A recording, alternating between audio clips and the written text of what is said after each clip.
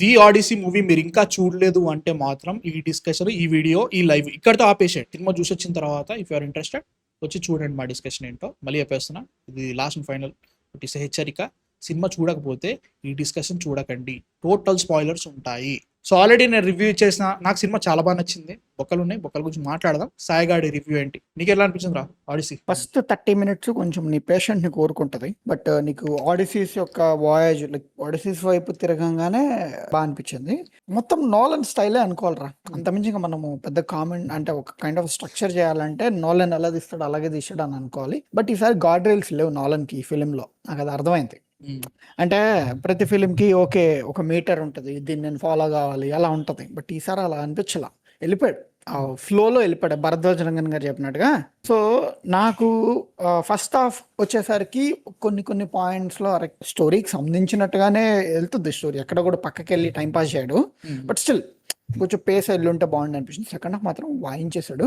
And score వచ్చేసరికి కొన్ని చోట్ల బాగా అనిపిస్తుంది కానీ కొన్ని చోట్ల రిపీటేటివ్ అనిపిస్తుంది. అంటే కొంచెం లుడ్విగ్ నుంచి మనము ఎక్స్పెక్ట్ చేసే స్కోర్ అయితే ఇది కాదు, ఇంకా సూపర్ ఎపిక్ స్కోర్స్ కొట్టాడు. ఆపెన్హైమర్ బెటర్ అనిపించింది, ఇండియన్ కమర్షియల్ అనిపించింది ఏంటంటే స్వయంవరం సీక్వెన్స్. నీకు ఎస్పెషల్లీ ఆ స్ట్రింగ్ సౌండ్ కి ఆమె వెనక్కి ఆ షార్ట్ మస్తు అనిపిస్తుంది. అది మన తెలుగు బుక్ రా, అది కమర్షియల్ బుక్ రా literally. I loved it man. నాకు మాత్రం ఎమోషన్స్ యాన్ హ్యాత్వే కొట్టిపడేసింది. సో బేసిక్ గా what I loved about this movie was, నువ్వు ఇంకా మాట్లాడలేదు, సీన్స్ గురించి మాట్లాడుకోవాలి ముఖ్యంగా. దీంట్లో సర్సీ సోల్జర్స్ ని పందుల్లా మార్చే సీన్ ఉంటది. అంటే నాకు బాడీ హారర్ నోలన్ చేస్తే ఎట్లుంటది అనేది ప్యూర్ ఎగ్జాంపుల్. నువ్వు హారర్ మూవీ తీస్తే ఒకవేళ నోలన్ చాలా రాసుకోవచ్చు, నువ్వు సైకలాజికల్ గా కథం చేస్తావు నువ్వు మనిషిని జనరల్ గానే. ఇంకా నువ్వు హారర్ పట్టించినావు అంటే ఇంకా థియేటర్కి చెవుడు బయటికి రావడానికి ఫీలింగ్ వచ్చింది ఆ సీన్ చూస్తే.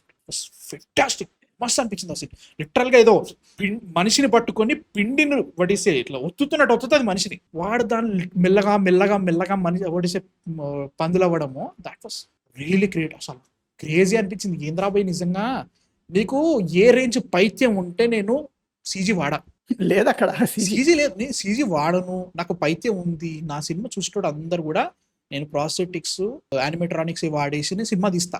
అది లిటరల్ పైత్యం. చాలా easy decision, you can go in to you know CG and everything you could have done. చేయలేను, లేదు నేను ఇదే చేస్తా అని చెప్పేసి తీయడం. ఆ సీన్ చాలా బాగుంది అనిపించింది.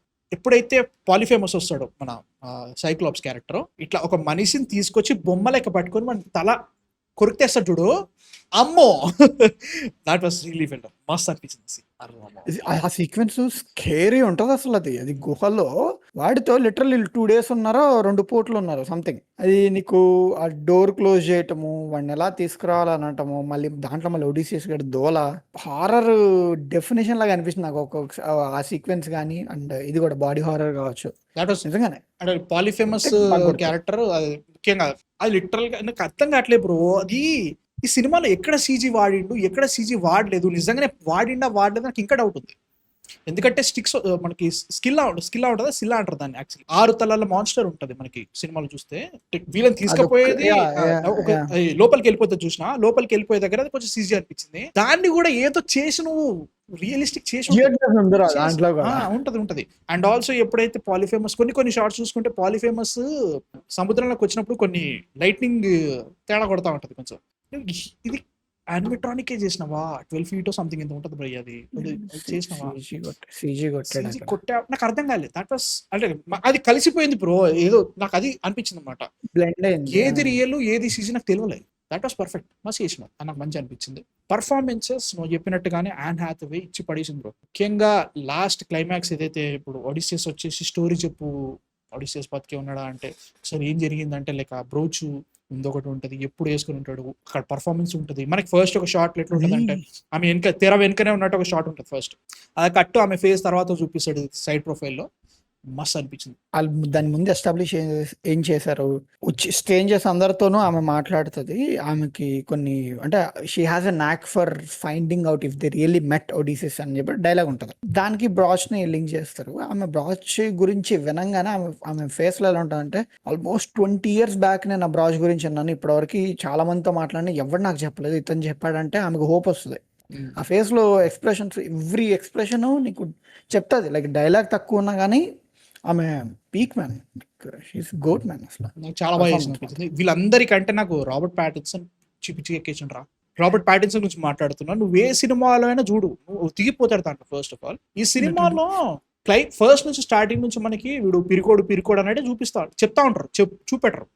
బట్ అట్లా కనిపించట్లేదు, ఎవడీడు మరి పిరికోడ్లే కనిపించట్లేదు కదా అనుకుంటావు. క్లైమాక్స్ ఫైట్ లో అందరికంటే ముందు హైలైట్ ఏంటంటే పెనెలపి కంటే అందరికంటే ముందు తెలిసేది ఒడిసియస్ వచ్చిందని తెలిసేది వీటికే.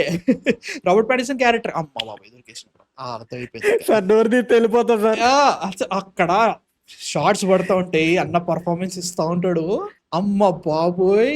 అండ్ ఆల్సో హైలైట్ ఏంటంటే మన బాహుబలిలో మన కుమారవన్ క్యారెక్టర్ లెక్క అక్కడికి ఆరుగురు వెళ్ళండి, ఇక్కడికి తీసుకుని వెళ్ళు. That was funny actual. అక్కడ ఫన్ రావాలి, ఫన్నీ, అది మస్తు అనిపించింది. అంతసేపు కొన్ని సీరియస్ గా తీసుకొని అసలైన ప్రాబ్లం వచ్చిన తర్వాత ఒకటేసారి కమిడియన్ అయిపోయింది చూసినావా. అక్కడ అమ్మాడు మామూలు విషయం కాదు, ఫెంటాస్టిక్ యాక్టర్. కూడా చాలా సింపుల్ గా కొట్టేశారు. అంటే అది నాకు నచ్చదు కానీ దాని ట్రీట్మెంట్ కొట్టుంటే నాకు అదే హాలీవుడ్ లో కొంచెం నచ్చదు. ఇంకా అంతసేపు వాడిని భరించి పుసుకుని చంపేస్తే నాకు అది రాదయ్యా ఇంపాక్ట్. ఉండాలి కొంచెం ఊంఫ్ ఉండాలి, ఊంఫ్ ఉండదు అనమాట హాలీవుడ్ మూవీస్ లో. అది అనిపించింది. But still Robert Pattinson all the way through పేకాట ఆడేసాడు రా. మ్యాట్ డేమన్ అనుకుంటా కానీ mat Daemon just good in the movie. ఇంకా చాలా వేయాల్సింది. క్యారెక్టర్ సరిగా రాయలేదు. ఒడిసియస్ ఇంకా చాలా వేయాల్సింది, చేయలేదు. నాకు బిగ్గెస్ట్ ప్రాబ్లం అనిపించింది టామ్ హాలండ్ క్యారెక్టర్.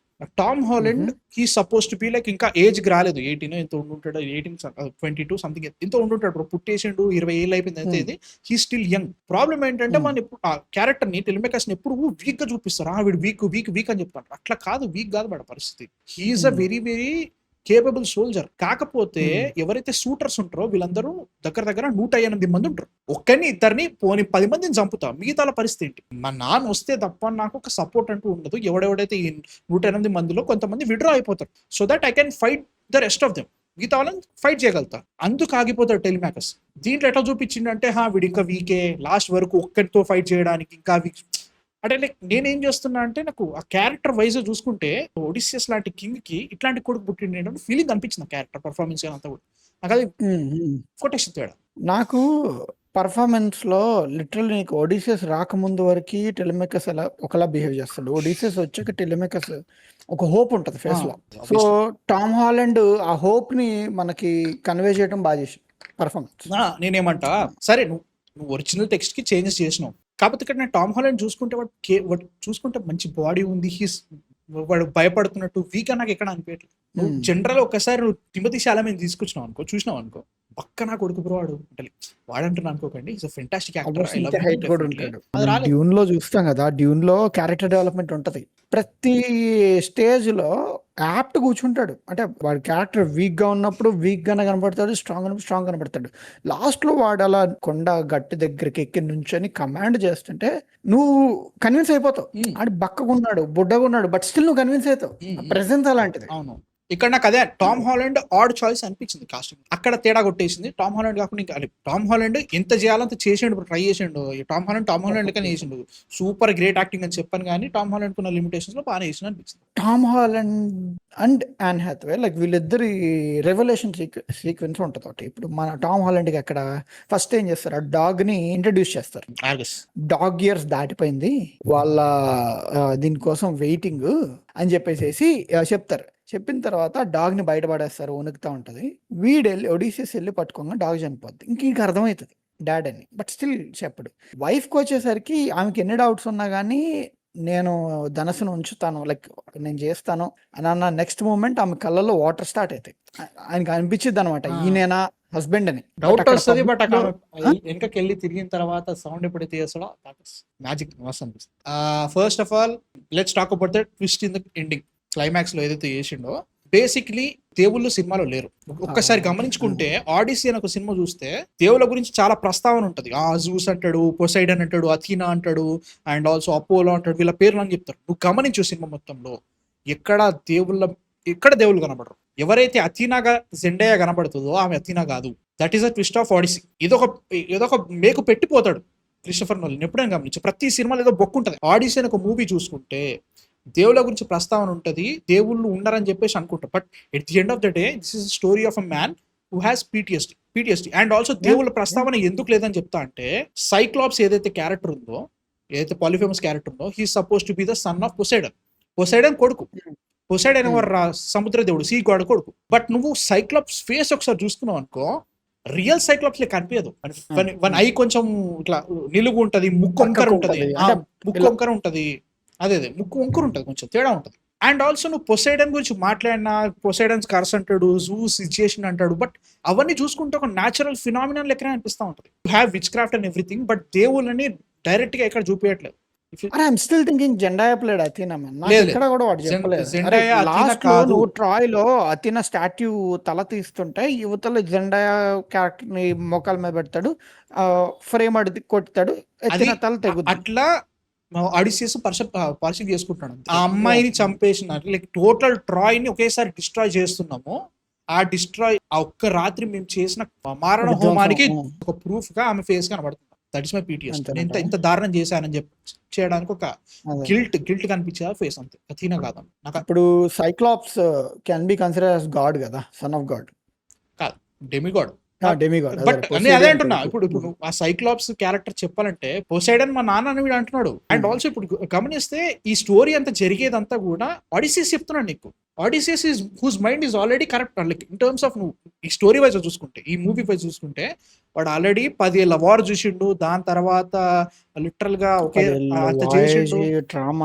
బట్ చెప్పేదంతా వీడు చెప్తున్నాడు, అంటే ఒడిసియస్ చెప్తున్నాడు. మీతో చూసిన వాళ్ళంతా like Nolan direct Odysseus story line, gods అవన్నీ తీసుకోకుండా మోర్ రియలిస్టిక్ అప్రోచ్ లో, ఇప్పుడు లెట్స్ సే మనము మన రామాయణాన్ని ఇంటర్ప్రిట్ చేస్తూ చాలా మంది మోడర్న్ టైంలోకి, అంటే రామాయణమే కాకుండా రామాయణంలోని కొన్ని సీక్వెన్సెస్ ని తీసుకొని ఒక కథను రాస్తారు. రావణుడిని ఒక విలన్ ని తీసుకొచ్చి రావణుడి స్వభావంతో పెట్టి, ఇటు రాముడి స్వభావంలో హీరోని పెట్టి, సీతాదేవి స్వభావం అలా పెట్టేసేసి, సో అలాంటి దాంట్లో కొంచెం క్లోజర్గా వెళ్తూ మోర్ రియలిస్టిక్ అప్రోచ్ లో కొట్టాడు. Gods are nothing but the nature. అది జనరల్ అది ఉంటది బ్రో. కాకపోతే దీని కొన్ని పెద్ద పెద్ద కథలు పడ్డాడు, మాట్లాడుతున్నారు నిమిషాల్లో. బట్ అది బేసిక్ గా నాకు అర్థమైంది అదనమాట. క్లైమాక్స్ లో కూడా అదే జరిగింది. ఇప్పుడు సినాన్ ఒక క్యారెక్టర్ పెట్టుకొని, ఆ సినాన్ ఇది జరిగింది, ఇదో ఒకటి క్వాలిటీ హేడిస్ అని ఒక ఏరియాకి వెళ్ళినా, అక్కడికి వెళ్ళిన తర్వాత నా లోపల ఏవేవైతే భయాలు, ఏవేవైతే తప్పులు చేశానో ఆ తప్పులన్నింటినీ దెబ్బిపొడవడానికి ఒక ఏరియా అది. నీ లోపల ఏదైతే మెయిన్ మోటివ్ ఉందో, ఇంటికి వెళ్ళిపోవాలి, దాన్ని బాగా దృఢంగా చేయడానికి మేము ఎన్నో తప్పులు చేసినాం, నేను నా సోల్జర్స్. ప్రాయశ్చిత్తము అండ్ ఆల్సో పనిష్మెంట్ కావాలి. కాబట్టి ఇట్ వీళ్ళందరూ చచ్చిపోతారు. ఎట్లా చచ్చిపోతారు నాకు తెలుసు. నాకు ఒక గోల్ నేటికి పోవాలి. అట్లా ఆలోచిస్తే ఒడిసియస్ అది కనబడతా ఉంటుంది. వీడు ఇట్లా ఆలోచించి సిచ్యువేషన్ మీ తొందరగా చచ్చిపోతారు. బట్ అదో ప్రాఫెసీ అనేది యూ కెన్ సీ దట్ ఏం చేస్తున్నాడు, మైండ్ గేమ్ ఏం ఆడుతున్నాడు క్రిస్టోఫర్ నోలన్. నాకైతే అట్లా అర్థమైంది. ఇదే ఇంటర్వ్యూ చేసినా నేను అనట్లేదు, నాకైతే అట్లా అనిపించింది. That is the problem of Odyssey. అది కూడా పక్క నేను అలా చూడలేదు యాక్చువల్లీ. అంటే నాకు ఎలా అనిపించింది, ఇప్పుడు మనం ఉన్నాం బాను, సో మన డైలీ లైఫ్లో మనం గాడ్స్ని ఇన్వాల్వ్ చేస్తాం కదా. అమ్మో వాళ్ళని తప్పు చేయకూడదు, ఈ తప్పు చేస్తే దేవుడు మనల్ని లైక్ పనిష్ చేస్తాడను సంథింగ్, ఏదో ఈ రూల్స్ ఉన్నాయని మనం ఫాలో అవుతాం. సో సిమిలర్లీ వాళ్ళు కూడా అలాగే ఫాలో అయ్యారేమో ఒక కామన్ పర్స్పెక్టివ్ నుంచి. అంటే ఏంటంటే ఆ టైంలో కూడా క్రేజీ గాడ్స్ ఉన్నా కానీ వాళ్ళు కూడా కొంచెం రకంగా రియలిస్టిక్ ఫీల్డ్లోనే, బట్ కొంచెం ఏమంటుందని ఫ్యాంటసీ ఎలిమెంట్స్ యాడ్ చేసుకుంటూ వచ్చాడు. ఆ ఫ్యాంటసీ కూడా ఏమి క్రేజీ ఉండదు, జస్ట్ వెన్ ఎవర్ నీడెడ్ అలా వచ్చి వెళ్ళిపోద్ది. ఆ తర్వాత మళ్ళీ నార్మల్ అప్రోచ్ ఉంటుంది. నీకు ఇప్పుడు కలిప్స్లో ట్రాప్ చేస్తూ ఉంటుంది. నేను యాక్చువల్లీ ఏమన్నా మ్యాజిక్ ఏమన్నా ఒక స్పెల్లో ట్రాప్ చేస్తా అనుకున్నా. నాకు యాక్చువల్ కలిప్స్ పవర్స్ నాకు తెలియదు. అట్లాస్ కూతురు ఒక మష్రూమ్ లైక్ అదే లోటస్ ఫ్లవర్ అని తీసుకొచ్చి మన ఒక డ్రగ్ లేక తీసుకొచ్చి వాడిని 7 ఏళ్ళు ట్రాప్ చేసింది. సో వీటన్ని చోట్ల అంటే ఆ గాడ్లీ అపియరెన్సెస్, ఆ గాడ్లీ కంట్రోల్, గాడ్లీ కమాండ్ ఏదైతే ఉంటుందో దాన్ని మొత్తాన్ని కూడా టోన్ డౌన్ చేసి పడేసేసి ఒక కామన్ పర్సన్, ఒక నార్మల్ పర్సన్ గాడ్స్ని బిలీవ్ అవుతూ, గాడ్స్ రూల్ మీద ఫాలో అవుతూ చేస్తే ఎలా ఉంటుంది అని జియూస్ లా అని చెప్తాడు. దాన్ని బ్రేక్ చేసి నేను ఎక్సెల్ అవుతాను అంటాడు క్లైమాక్స్లో. సో అన్ని చోట్ల కూడా just the testaments that they followed అలాగే ఉంటుంది, కానీ గాడ్స్ డైరెక్ట్లీ ఇన్వాల్వ్ అయినట్టు అయితే అనిపించలేదు యాజ్ యూ సెడ్. బట్ నువ్వు అన్నట్టుగానే ఏదో రియలిస్టిక్ అప్రోచ్ చేశారు అని అన్నప్పుడు మరి ఈ సినిమా ఎందుకు తీయడం? That is my question. And also Homer poem ని తీస్తున్నప్పుడు దాంట్లో ఎగ్జాక్ట్లీ ఎలా ఉందో అలా చూపెట్టారు. సో బేసిక్ గా కొన్ని సీన్స్ నాకు చాలా బాగా నచ్చిన సినిమాలో. నాకు ఎక్కడ పేసింగ్ ఇష్యూస్ ఎక్కడ అనిపించలేదు సీరియస్. నాకు పరిగెత్తిన సినిమా లైక్ స్టార్టింగ్ లో కూడా నాకు కాంటెక్స్ట్ చెప్తున్నావు, సెటప్ పెడుతున్నావు, ఇది పరిస్థితి, ఒడిసియస్ లేకపోతే ఇది ఇంత సిచ్యువేషన్ అని చెప్పేసి నాకు అక్కడ వరకు ఓకే. టెలిమాక్ ఇది చూపిస్తున్నావు, అంత ఎవరికి ఎక్కింది. I'm not saying that was great start అని నేను అనట్లేదు, కానీ ఓకే వెళ్తుంది. నాకు ఇక్కడ పేసింగ్ లాగ్ అని ఇక్కడ అనిపించలేదు. వెళ్ళిపోయింది. ఎప్పుడైతే ఒడిసియస్ తోటి చూపించిందో అక్కడ నుంచి నాకు సడన్ నాకు తేడా కొట్టేసింది. అంటే స్టోరీ వైజ్ మాట్లాడుకుంటా ఓవరాల్ గా ఇట్స్ గుడ్ మూవీ. నాకు గ్రేట్ అని చెప్పలేకపోతున్నా, సూపర్ అని చెప్పలేకపోతున్నా. It was good movie, really good movie. But అంతకంటే ఇంక చెప్పలేదు. It's not. అంటే నా పర్స్పెక్టివ్ ఏంటంటే నాకు ఒడిసీ స్టోరీయే తెలియదు. ఆ బేసిక్ లైన్ తెలుసు అంతే. మనోడు ఇంటికి వెళ్ళటానికి ఎంత కష్టపడ్డాడు అంతే. ట్రాయ్ అంటావా, నేను ఆ ట్రాయ్ సినిమా చూసిన తప్ప నాకు తెలియదు. నేను ఈ ఆడియో బుక్స్ ఏం లేదు, హోంవర్క్ స్టోరీస్ చదవలేదు, ఏం చదవలేదు. అండ్ ఈ గేమ్స్ ఆడేటప్పుడు ఓకే, మిథాలజీ మీద గేమ్స్ ఉంటాయి కదా, జూస్ అని సంథింగ్ ఆడవడంతా అంతే. బస్ ఏం తెలియదు. అక్కడ నుంచి నేను ఈ సినిమా చూసాను. సో నాకైతే అది తెలుసుకుంటేనే నువ్వు సినిమా చూడగలుగుతావు అనేవి అనిపించలేదు. నాకు స్మూత్గా వెళ్ళిపోయింది. అండ్ డిఏ ఎలిమెంట్స్ అంటావా అట్లా వచ్చేళ్ళని కొంచెం అనిపించింది, but still fine. But I want to talk about the book. The biggest problem I have with this narrative. Total narrative చూసుకుంటే నువ్వు స్టార్ట్ చేసేది ఎక్కడి నుంచి స్టార్ట్ చేస్తావు? ట్రాయ్ ఏదైతే డిస్ట్రక్షన్ జరుగుతుందో అక్కడి నుంచి స్టార్ట్ చేస్తున్నావు. నువ్వు లిటరల్ గా అక్లీస్ ని మెన్షన్ చేస్తావు, Ajax, Menelaus and also Agamemnon, ఇవన్నీ చూపిస్తా ఉన్నావు. వీళ్ళందరికంటే significant bravest soldier you have is సినానా. సినాన్ అనే క్యారెక్టర్ అసలు నువ్వు తీసుకున్న హోమర్ అండ్ ఆల్సో ఇలియడ్ ఈ స్టోరీస్ లోనే ఉండదు. అది ఈ పర్టికులర్ హోమర్ స్టోరీస్ ఏవైతే వచ్చినాయో 2800 years బ్యాక్, దాని తర్వాత 700 సంవత్సరాల తర్వాత వచ్చే వర్జిల్ అనే పోయంలో ఉంటుంది. మరి దానికి దీనికి సంబంధం లేకుండా సినిమా ఒక క్యారెక్టర్ పెట్టి దాంట్లో ఒక ట్రాన్స్జెండర్ క్యారెక్టర్ పెట్టి దాంతో స్టోరీ నడిపించింది. ట్రాన్స్జెండర్ యాక్టర్ పెట్టేసి ఇప్పుడు దానికి ఒక క్యారెక్టర్, దానికి ఒక పర్పస్ ఉంది భయ్యా. లైక్ ఇప్పుడు మనకి ఇటు దిక్కు యాంటీథియస్ అని పేరు ఉంటుంది. మన రాబర్ట్ పాటిన్సన్ క్యారెక్టర్ కి మనకి యాంటీనియస్ మనకి హుక్ కావాలి కాబట్టి మనకు క్యారెక్టర్ పెట్టాలి. బ్రో లిటరల్ గా ఒరిజినల్ ఆడిసీలో ఎప్పుడైతే హేడిస్ కి వెళ్తాడో ఆడిసియస్, వాళ్ళ అమ్మ ఉంటది. ఫస్ట్ కలిసేది వాళ్ళ అమ్మనే. ఆమె ఆడిసియస్ కోసం వెయిట్ చేస్తూ చచ్చిపోతుంది.